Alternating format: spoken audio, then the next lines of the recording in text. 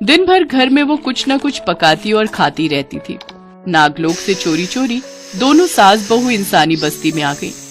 उन्होंने फौरन अपना रूप बदला और पूरी तरह से इंसानी रूप में आकर कुछ मीठे की तलाश करने लगी। और तभी सुचित्रा एक जगह आकर रुक गई। क्या हुआ माँ जी, आप रुक क्यों गई? आई आई कहीं से खीर की सुगंध आई। माँ जी, आपकी नाक भी ना रडार से कम नहीं है, कसम से। वो दोनों उस खुशबू की तरफ चल पड़ी। तभी उन दोनों ने देखा कि एक पंडाल में खीर से भरा एक बड़ा सा बर्तन रखा हुआ था।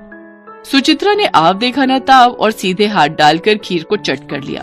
खीर वाकई बहुत अच्छी बनी थी। फिर तो मशीन जैसी रफ्तार से सुचित्रा और नमिता के हाथ चलने लगे और दोनों ने देखते ही देखते वो बर्तन आधा खाली कर दिया।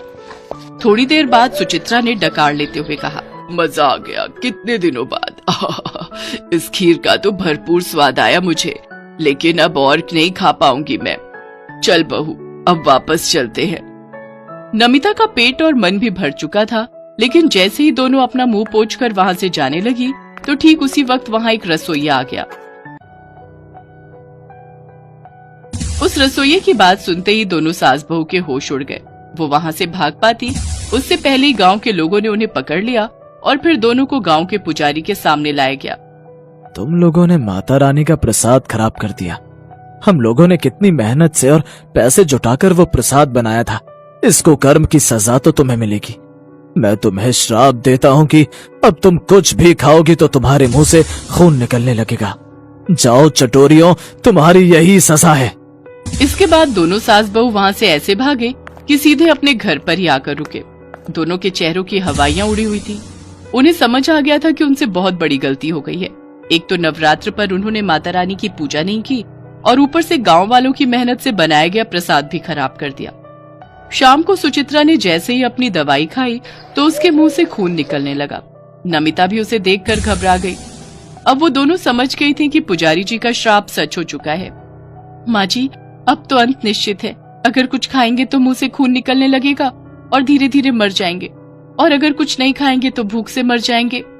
हाँ बहू, अब तो बस एक ही तरीका समझ आ रहा है। वो क्या माँ जी, जल्दी बताइए ना। अब बस माता रानी का ही सहारा है। आज नवरात्रि का पहला दिन है बहू, सिर्फ माता रानी ही हमें इस श्राप से बाहर निकाल सकती हैं। इसके बाद दोनों ने मिलकर अपने घर का मंदिर साफ किया और माता की पूजा करनी शुरू कर दी। लगातार 9 दिनों तक बिना कुछ खाए पिए सास बहू ने पूरी श्रद्धा से माता रानी की पूजा की। फिर नवमी के दिन दोनों ने मिलकर अपने घर में हलवा, चने का प्रसाद और खीर भी बनाई और फिर 9 कन्याओं को बुलाकर उनका पूजन किया। दोनों ने बड़े ही प्यार से 9 कन्याओं को खाना खिलाया। फिर पूजन के बाद 9 कन्याओं में से सबसे छोटी कन्या ने सुचित्रा का हाथ पकड़कर उससे कहा, आपकी पूजा पूरी हो गई दादी, अब आप भी खीर खाओ ना। नहीं नहीं, हम नहीं खा सकते बिटिया। अरे चिंता मत करो, मैंने कहा ना आपकी पूजा पूरी हुई।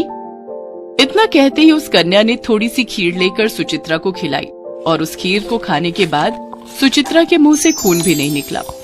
फिर उसने अपने हाथों से अपनी बहू नमिता को भी प्रसाद खिलाया और जैसी उम्मीद थी नमिता को भी कुछ नहीं हुआ। बात शीशे की तरह साफ थी। माता रानी की कृपा से दोनों सास बहू का श्राप टूट चुका था। माता रानी स्वयं उस छोटी सी कन्या के रूप में उनका उद्धार करने आई थी।